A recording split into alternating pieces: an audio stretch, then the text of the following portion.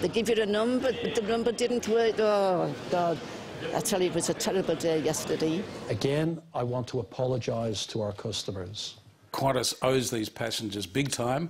Qantas was prepared to lose $20 million a day by closing down Qantas. They need to use a few days of that to spread around some free tickets after the anger has subsided. As debate now rages over who was at fault in this dispute that grounded Australia's flagship airline and had the industrial umpire sitting into the early hours of this morning to try to break the impasse, one thing is clear. The anger isn't about to subside in a hurry. The Qantas brand is damaged and so is Australian tourism. I think it's fair to say 2011 will go down as one of the hardest and most traumatic years for the tourism industry. There used to be a big emotional attachment to the Qantas brand. I think a lot of that is gone. People go on price these days and reliability. And by closing down Qantas, that's about the worst thing you can do in terms of reliability. It's our estimate just in the last week we've had an impact of over $150 million through lost opportunities and people being stranded from the dispute.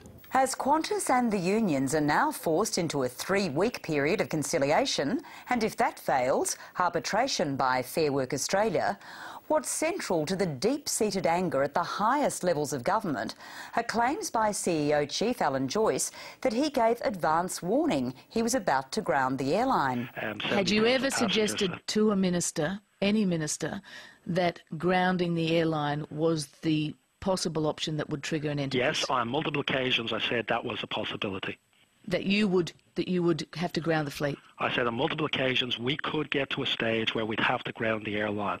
That's how bad this was, and that was made very clear. This morning, after Mr Joyce gave an interview with Fran Kelly, I rang Mr Joyce and informed him that I would be making public the fact that on no occasion had Qantas ever raised the issue of a lockout of its workforce. Order! By mid-morning at a news conference, Alan Joyce wasn't quite so specific, though still sticking to his guns. We made it very clear with various ministers that our forward bookings were collapsing. We made it very clear with various ministers that our operation was becoming more and more unreliable. Did the government play this the right way? I suspect that they failed to read the signs accurately. I think Alan Joyce has been hinting for many months that this is the crunch year, the crunch issue for Qantas. I think he probably didn't put it that bluntly to the government, but governments are there and ministers are there and politicians are there to read the breeze, and they didn't read it. Would they have ever expected, though, that he would ground an airline? I doubt it, but he did. He did indeed, leaving the government and the unions gobsmacked at his audacity and suspicious about how long the strategy had been in the pipeline. 730 understands it was driven by Alan Joyce, he wasn't pushed by the board, and he had an unlikely team playing a background role. Former ACTU official and Ansett Airlines executive Ian Oldmeadow, former ALP pollster Rod Cameron, and former advisor to the Liberals Joe Hockey when he was Tourism Minister Olivia Wirth, now a Qantas spokeswoman.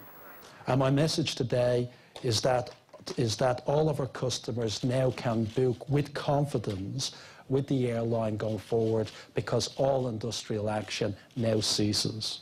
I think people have underestimated Alan Joyce's steel and determination, and that probably goes for the Qantas board as well. But did Qantas really need to take such a radical step? Alan Joyce claims it did, and the decision was made on Saturday.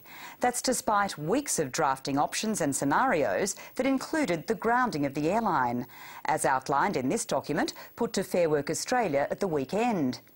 Insiders say when negotiations with the Transport Workers Union collapsed last Wednesday, that was the final straw. Whatever the timing of the Qantas decision, the government insists it acted properly by immediately going to the independent umpire. The government on Saturday afternoon determined to intervene in this dispute because it was in the national interest to do so. Our swift intervention has ensured that industrial action is at an end. Our swift intervention has ensured that employees are back at work. And they are. Almost, but that doesn't mean the government's fury with Qantas is about to dissipate. Nor is Tony Abbott's insistence that the government could have used its own powers to swiftly end the grounding. Why didn't she immediately terminate this dispute without reference to a tribunal, as she could have under her Fair Work Act, thereby avoiding so much damage to hundreds of thousands of Australians? It's never been used before. It would have taken us into wholly new legal terrain, so we determined to use Section 424, which has been effective to get the result we wanted, which is to get planes back into the sky. It was never going to be a government option to take the unprecedented step of using its own powers to intervene without going to the tribunal, though Qantas management did think it might be a possibility when it first grounded the airline. What matters now is whether Qantas's huge gamble was worth it. We're just hoping as the peak season comes up for Christmas that we get some clear air and we actually get people booking holidays and enjoying the December and January period. But winning back public trust may take a lot longer than that. Heather Ewart reporting, and for the second day in a row, Qantas CEO Alan Joyce agreed to come on 7:30 for an interview and then cancelled. No explanation was offered. So unfortunately, I can't ask him about the contradictions between his account and Anthony Albanese's account of the conversations in the weeks before the shutdown. The Prime Minister, Julia Gillard, also agreed to a separate interview today. She honoured her commitment and joined me from Canberra a short time ago. Prime Minister, welcome to the program. Thank you, Lee. How do you explain the discrepancy between Transport Minister Anthony Albanese's account of his dealings with Qantas and the accounts of the Qantas CEO, Alan Joyce? Well, my understanding from Minister Albanese, and he has said this publicly, is he spoke to Mr Joyce this morning, and Mr Joyce will verify that what Mr Albanese says is a correct account of their conversations. Has Alan Joyce misled the government in any way, do you believe? Lee, I'm not going to get drawn on commentary about these kind of matters. I wanted to ensure, and I believe Minister Albanese wanted to ensure, that the correct version of events was there on the public record. We face some circumstances today, for example, with newspaper reporting that Mr Joyce very clearly and quite early this morning said was incorrect. Then, following Mr Joyce's press conference, Minister Albanese spoke to him, and arising out of that, Minister Albanese has been able to clarify the position, and that is that the question of locking out all of the Qantas staff and grounding all of its flights was not raised with the government until Saturday, when Qantas and its board had already determined to take that very extreme action. And do you think that that was the right behaviour by Qantas? Do you believe that they should have raised that prospect with you earlier? Well, I've been crystal clear, Lee, that I think Qantas's conduct on Saturday was extreme. I believe Qantas had other options available to it. I've made my views very clearly known to Mr Joyce, and of course I've made them known publicly as well. Tens of thousands of people were stranded. We faced a circumstance that had implications for our national economy as a result of what Qantas determined to do on Saturday. This was against a backdrop where, as late as Friday, Qantas was saying that it was negotiating its way through this dispute. If Qantas were saying as late as Friday that they were negotiating, how is that not misleading the government? Well, you're going to have to direct that question to Alan Joyce or other Qantas representatives. Well, can you trust Qantas in future dealings with them? My door is always open to major Australian businesses because they provide jobs to working Australians. I'll always be there, prepared to listen and to talk to major Australian employers about what they are doing in their business and how we can work with them. My focus as Prime Minister is on making sure people have got the benefits of work, the dignity of work. I've been very clear about that. But on that specific point about Qantas, have they breached your trust? Look, Lee, I will continue to work with Qantas as I work with other major Australian businesses. Do you have faith in Qantas's leadership? I will work with Qantas, with Alan Joyce as CEO, with Qantas representatives in the interests of the Australian nation and in the interests of Australians having the benefit of jobs. Qantas is a major employer, it's an iconic national brand, and of course my door is always open to Qantas, the way it is to other major employers in this country, and indeed, as I'm available to the representatives of small businesses that I meet with. Today you've repeatedly described Qantas's actions as extreme, and you've done it again now, but wouldn't it be more apt to describe their actions as savvy, given that they've effectively played your industrial relations laws to give themselves the upper hand in their dispute with the unions? Well, everybody is in the same circumstance in this dispute now, Lee, as a result of us taking an application to Fair Work Australia and Fair Work Australia terminating the industrial action. Qantas is not able to pursue the lockout. Unions are not able to pursue their industrial action.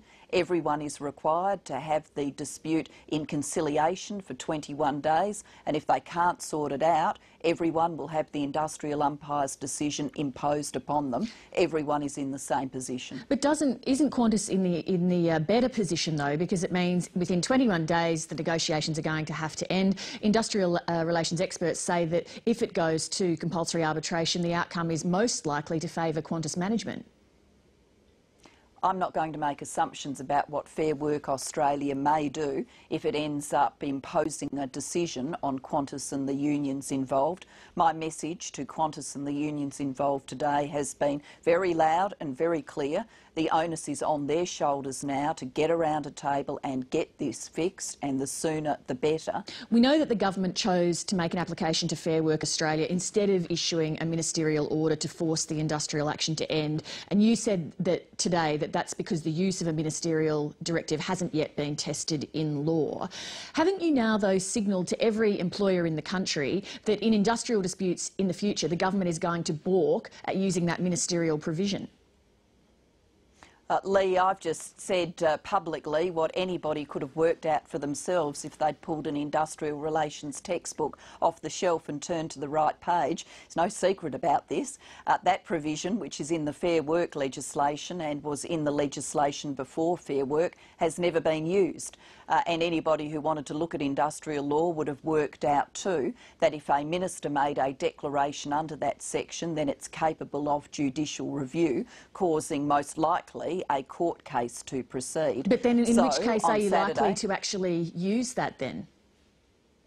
Well, on Saturday, Lee, I faced a choice in this Qantas dispute about what was the best thing in the interests of the travelling public and the Australian nation, and I determined the best thing we could do was go to Fair Work Australia, have the arguments out and seek an order for termination of industrial action, and in that strategy we succeeded, got what we needed done, achieved, and as a result the travelling public can see planes back in the sky. But what I'm asking is when are you going to be prepared to test that legislation? You've said you're anxious that it's going to be open to a legal challenge if you use it. Under what circumstance then will you test it? What's the point of having it there if you're not prepared to use it? Lee, I think you're in error in using the terminology legal challenge. I am not concerned about that section of the legislation somehow being subject to legal challenge as if the legislation has a problem. It's a ministerial declaration subject to judicial review. What that means is you still end up, or are very likely to still end up, having legal proceedings. So you then face a choice. What's the best thing to do in the circumstances that present themselves? On Saturday, I determined the best thing to do was to go to the industrial umpire, Fair Work Australia, and that has absolutely worked to get us the result we needed for the nation, and that is Qantas planes back in the sky. Julia Gillard, thank you very much for joining us. Thank you. The movie Sybil was a pop culture phenomenon that was instrumental in the creation of a new psychiatric condition, multiple personality disorder.